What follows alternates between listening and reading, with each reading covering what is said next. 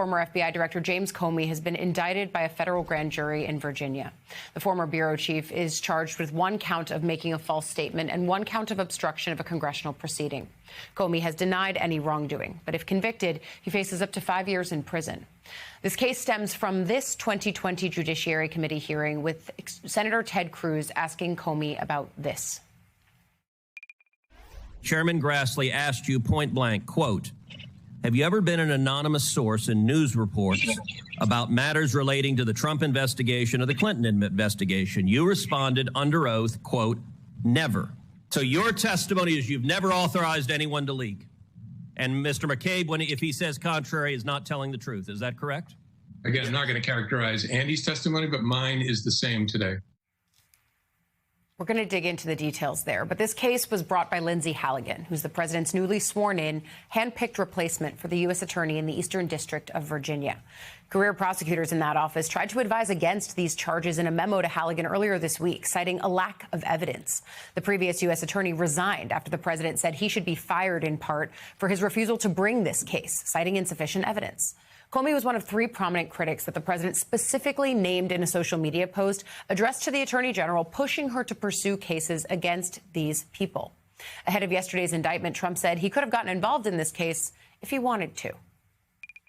We have very professional people headed up by the attorney general, and Todd Blanche, and Lindsay Halligan, who's very smart, good lawyer, very good lawyer. They're going to make a determination. I'm not making that determination. I think I'd be allowed to get involved if I want, but I don't really choose to do so. I can only say that Comey's a bad person. He's a sick person. I think he's a sick guy, actually. He did terrible things at the FBI. And but I don't know. I have no idea what's going to happen. After the charges were handed down, the president celebrated on social media, writing in part, "Justice in America. One of the worst human beings this country has ever been exposed to is James Comey, the former corrupt head of the FBI." The attorney general and director of the FBI also posted these statements, writing, "No one's above the law." Comey responded to the charges defiantly in a video he posted on social media. My family and I have known for years that there are costs to standing up to Donald Trump.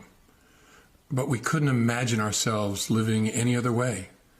We will not live on our knees, and you shouldn't either. My heart is broken for the Department of Justice, but I have great confidence in the federal judicial system, and I'm innocent.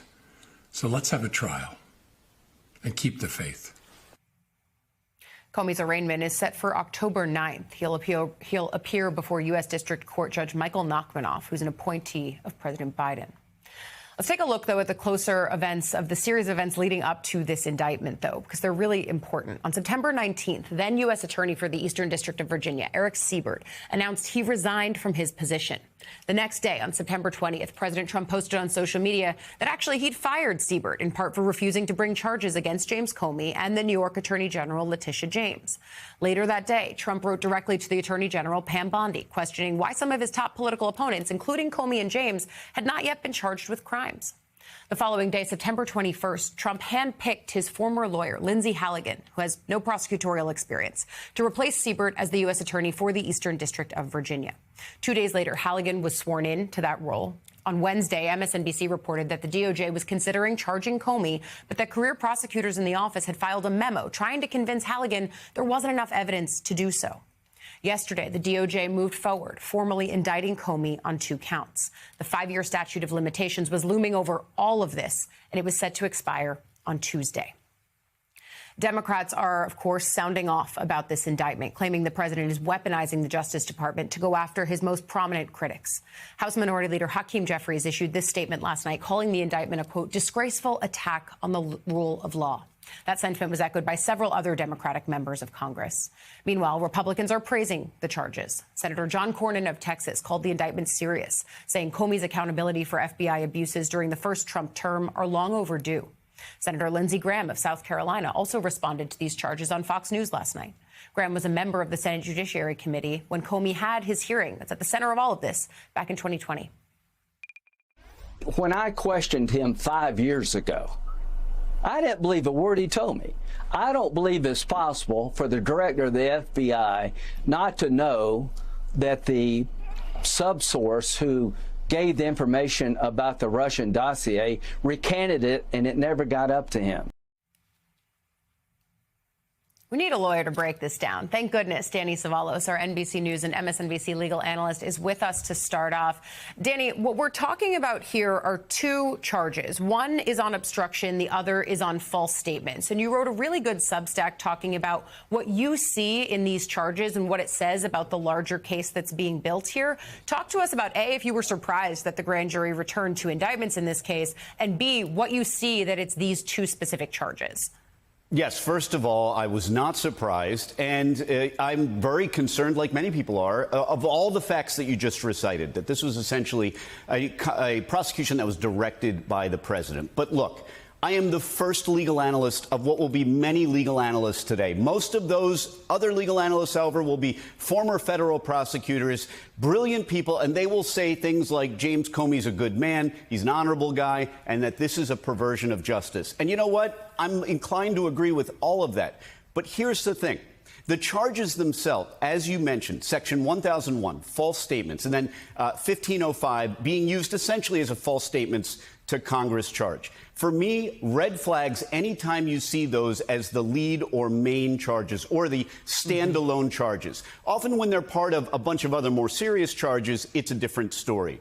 But when they're alone, that tells me at least this could be a political prosecution. And you're going to hear a lot of other people echo that today. The difference, I think, is this. If these Section 1001 is this ticky-tack charge, and that's a criminal defense attorney term, if it's a ticky-tack charge, then was it a ticky-tack charge when it was used against Roger Stone, Paul Manafort, Alex van der Zwaan, the list goes on, Michael Flynn? All of those were people for whom the lead charge was a Section 1001 prosecution. So as a criminal defense attorney, I'm concerned anytime there is a standalone Section 1001 or a 1505, this obstruction, basically lying to federal authorities charges. Those have a huge potential for abuse, and they have a huge potential for abuse across the board. Don't get me wrong. The facts that you described of President Trump essentially directing the prosecution of a political foe, deeply, deeply concerning, and we cannot emphasize that enough.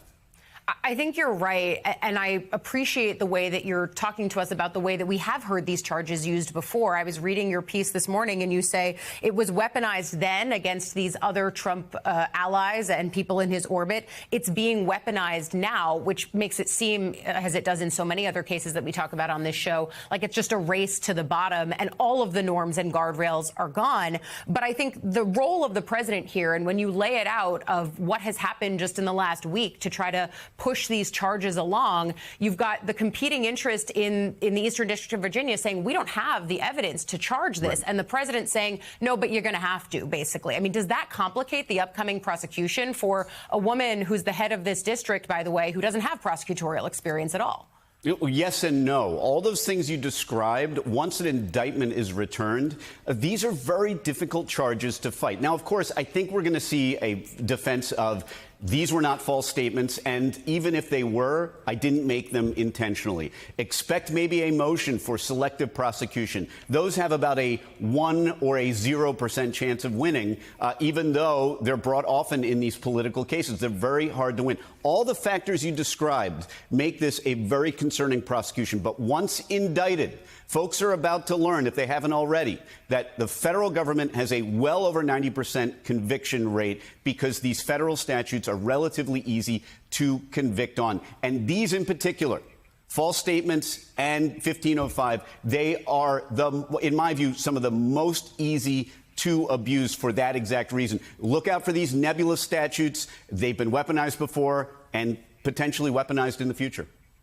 I'm glad that you're the lawyer who's starting us off today. I will say I've listened to several others overnight and into this morning who are talking about the vindictive prosecution piece and the way that that might be used by Comey, that if there were a moment that you could really try to make that work in court, that this might be the one to do it. I mean, Andrew Weissman, of course, saying on our air last night, as bad as tonight is, he has some optimism about what could happen once this actually gets into the legal system. For now, we're going to leave it there, but we're going to continue this conversation throughout the day. NBC News and MSNBC legal analyst Danny Savalos, thank you, as always, for starting us off.